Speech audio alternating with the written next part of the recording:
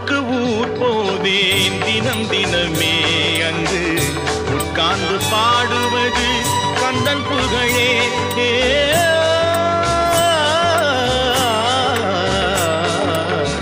நாளுக்கு நாள் மாறும் நாகரிகமே, நாளுக்கு நாள் மாறும் நாகரிகமே, அதில் நான் என்று மாறாத தனியினமே. எந்தன் குரலில் இனிப்பதெல்லாம் கந்தன் குரலே.